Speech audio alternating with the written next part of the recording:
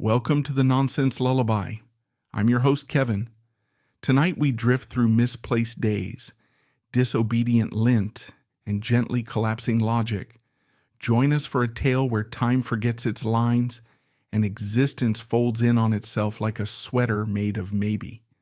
Narrated by Wilson. Get comfortable, release your expectations, and let the nonsense begin.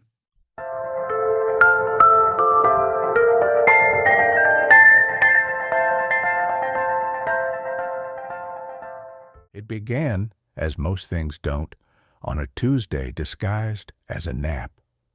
Somewhere between the edges of geography and logic floated the village of Peffelwump, a place so thoroughly detached from cartographic responsibility that even the compasses there shrugged. Peffelwump was neither large nor small, neither round nor especially enthusiastic about being perceived. It simply was, and that was plenty. In the northern quadrant of Peffelwump, though directions were mostly ceremonial, lived a barnacle named Norbert, who had recently acquired a parking permit. This raised several questions, the first being, why would a barnacle need a parking permit? The answer, as it often is in Peffelwump, was both obvious and incomprehensible. He didn't want one, but he was emotionally allergic to confrontation.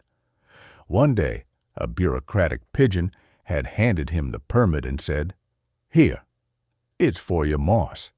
It's very stationary." Norbert, not wanting to be rude to a bird in a vest, had accepted it with a nod and a noise that sounded like a sigh, having second thoughts. He affixed the permit to his shell with a dab of sentimentality and an old bus ticket. Now, it's important to understand that Norbert wasn't a normal barnacle.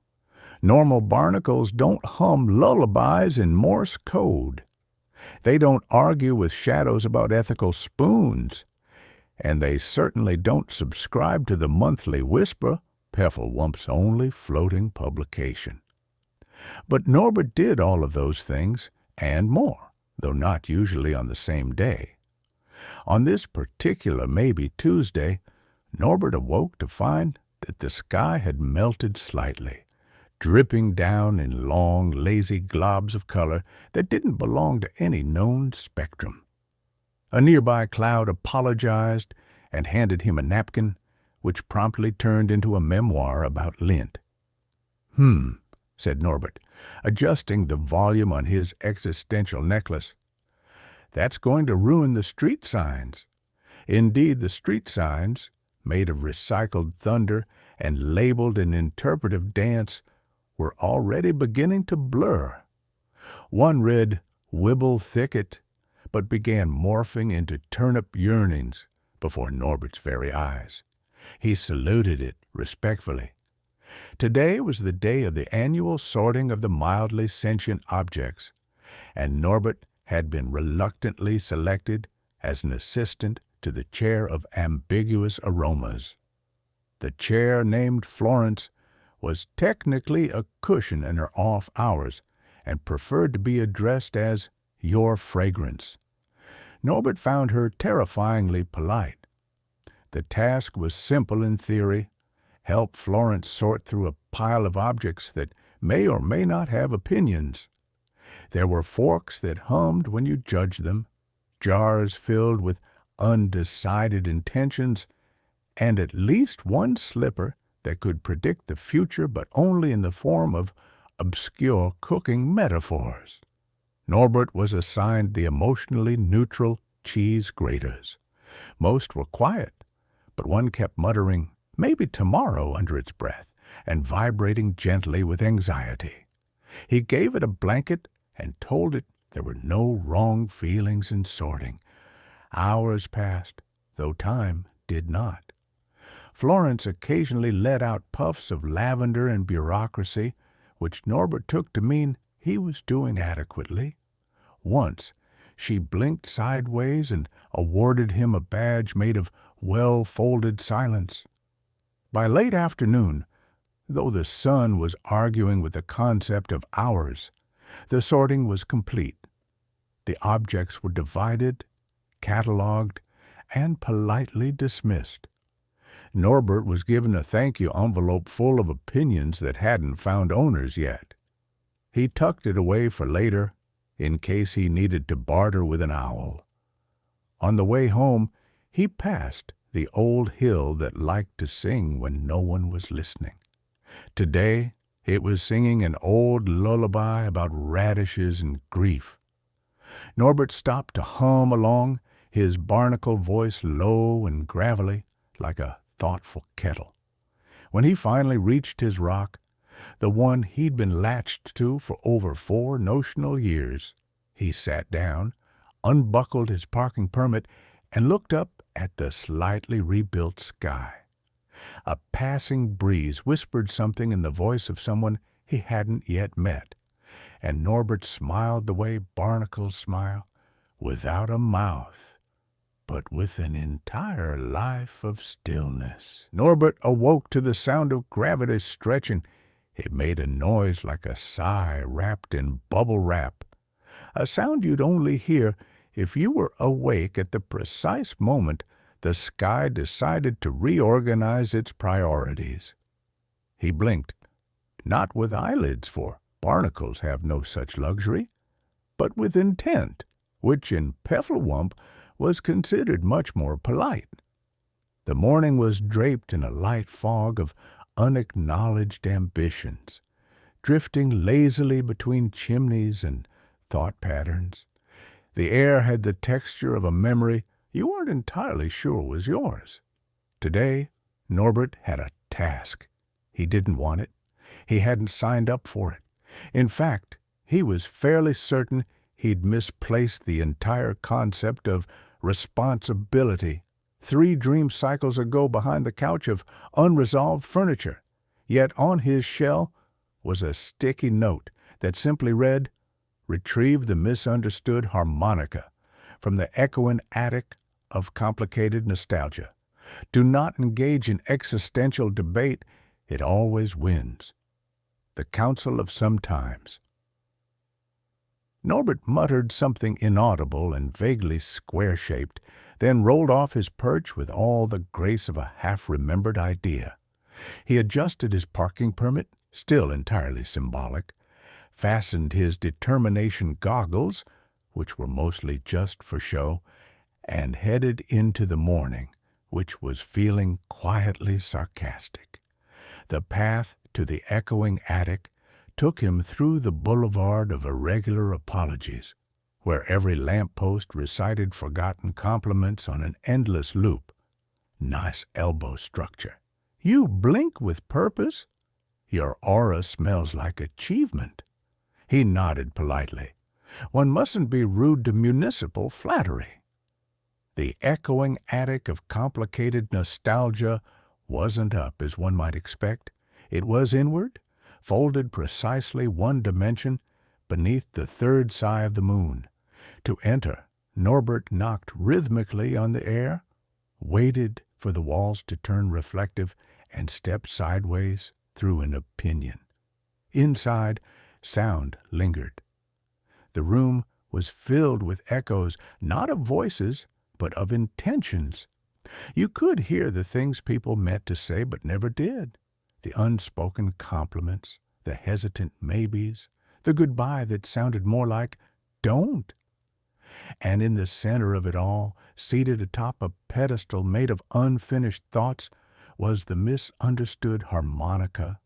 It shimmered faintly, not with light, but with ambiguity. Its surface flickered between identities, trying on brass, chrome, velvet, and, at one point, a minor key that hadn't been invented yet. The harmonica didn't suffer from tonal issues. Its misunderstanding was existential. It believed, truly and deeply, that it was a theremin trapped in a harmonica's body. Every time it tried to play a note, it sighed a glissando of regret and whistled abstract longing into the walls. Norbert approached with caution. He remembered the last time someone tried to reason with it.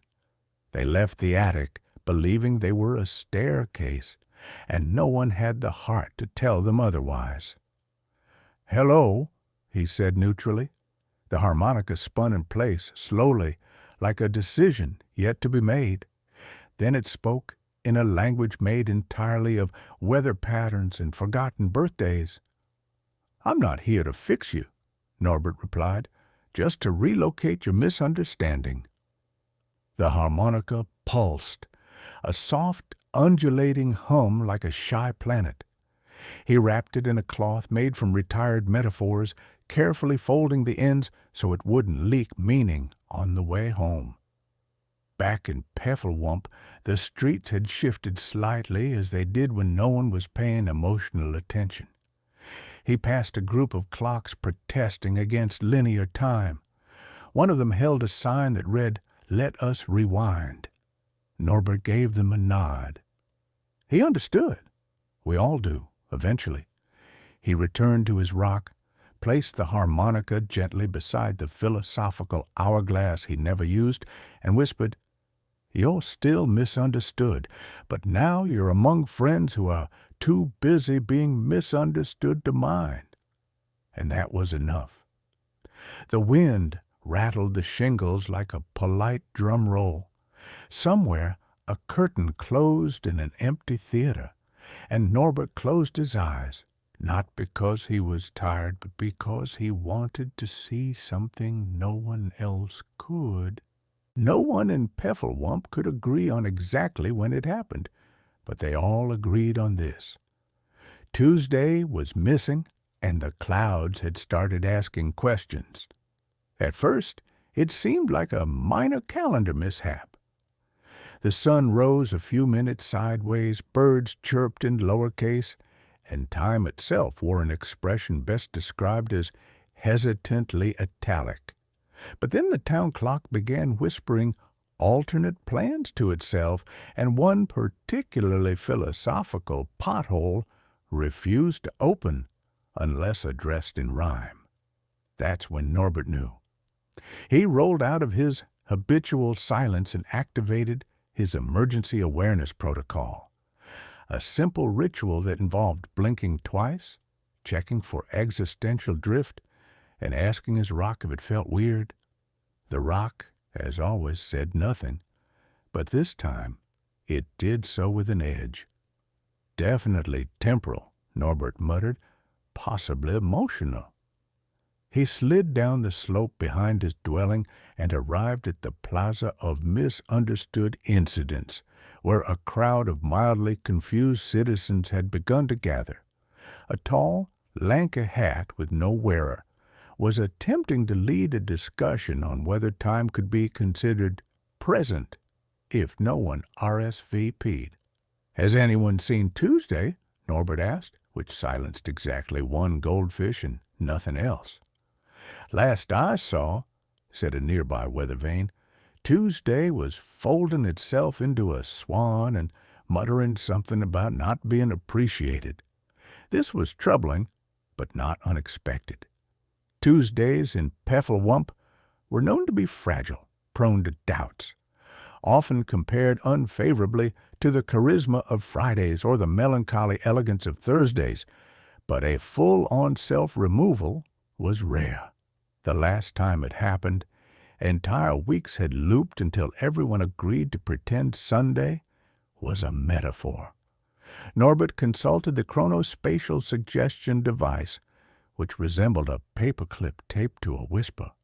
It pointed inward. That meant Tuesday had folded itself into a conceptual pocket. There was only one place for that, the Hall of Unclaimed Moods. Norbert made his way there, through fog made of murmurs and past doorways that led only to alternate interpretations of silence.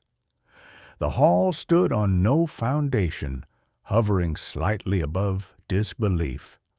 Its entrance was guarded by a hat stand with opinions. Inside, light moved in peculiar ways, not from place to place, but from idea to idea. Shadows loitered where no object stood, and in the center of the room, curled into a shimmering ripple of uncertainty, was Tuesday. It looked translucent and tired, like a thought that didn't quite finish arriving. "Come to drag me back?" it asked. "No," said Norbert. "I came to listen." "But also, yes." Tuesday sighed in 7-part harmony. "Everyone rushes through me. No one pauses. No one remembers what they were doing. I'm a placeholder between ambition and relief." Norbert nodded. "But you're where possibilities actually begin. Mondays are noise. Fridays are lies. Tuesday is the first time anyone means it." The ripple quivered.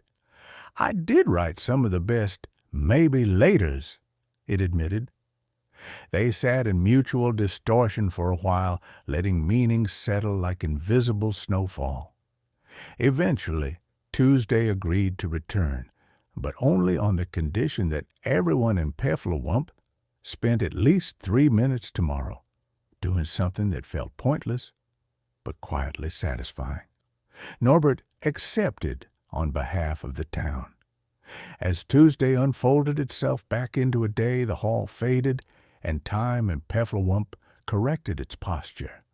The birds resumed chirping in cursive. The sky went back to its usual shade of almost believable, and Norbert, feeling neither proud nor finished, returned home and recorded a simple note in his journal. Tuesday returned itself. Time is back in its socks. I still feel slightly diagonal. He closed the journal, turned off his awareness, and allowed the quiet nonsense of the day to settle into something like rest. The revolution began without a bang, a whisper, or even a coherent intention. It began with lint. Not dramatic lint, not political lint, not even colorful lint, just ordinary, grayish, confused lint, the kind that collects under beds and inside coat pockets, unsure of how it got there, yet absolutely certain it matters. In the quiet edges of Peflawump, there lived a lint collector named Elva. She had no formal title, no badge, and no public-facing duties. But she was known, or at least suspected, to be the custodian of time's leftovers. She didn't collect for cleanliness nor for craft. She did it because lint, she believed, was where moments clung when they had nowhere else to go. Elva's shelves were filled with jars labeled in handwriting that only existed on rainy Thursdays. That time you almost said something, a smile that wasn't returned. The pause before good news. Each jar contained a tuft of lint that hummed softly when held, like an old idea trying to remember its original purpose. But something had changed. The lint was starting to resist. One morning, she opened a jar marked Fleeting Enthusiasm, only to find the contents had arranged themselves into a spiraling vortex of counterlogic. They spun and pulsed, forming equations in midair that seemed to suggest time should stop pretending it was linear. "You think I'm just fluff," the lint said, not out loud, but directly into the folds of her certainty.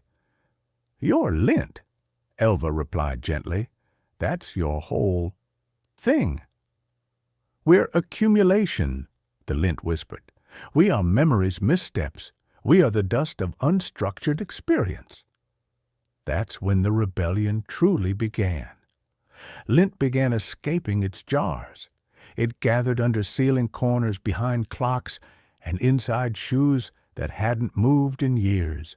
It tangled with metaphor and mood. It started unraveling narrative threads, loosening the bindings of chronology like a thread pulled from an old sweater of logic. By the afternoon, hours began arriving out of order. Conversations answered questions before they were asked. People bumped into themselves and politely apologized, then walked off in opposite directions, both of them real. Elva, for her part, didn't try to stop it. She simply gathered her tools, a magnifying glass made of soft indecision, a broom woven from polite defiance, and a notebook that erased itself every time she understood something, and stepped out into the temporal fog. She wandered to the center of Peffelwump, where the town fountain had recently started reciting dreams it hadn't had yet. The townsfolk were floating approximately 3 feet off the ground, mostly out of respect for confusion. Elva cleared her throat. The lint paused. "You want freedom," she said. "That's fair, but what will you do with it?" The lint swirled upward, forming a shape that resembled both a question mark and an old photograph of a tree that never existed. "We'll settle," it said, "not in one place, in between places, between intentions, between the now and the then. We want to exist where thought forgets to arrive." Elva nodded. "Then go. Find your folds. Just promise to be soft about it." And the lint dispersed. Not in a rush, not with drama, but with purposeful meandering. It floated into the pauses between sentences, the blink between stares, the breath between what was meant and what was said, and everything strangely began to feel more complete. Elva returned home. Time had stopped marching and now preferred to amble. Clocks were optional, calendars were decorative, stories happened sideways, and dreams were taken seriously by morning.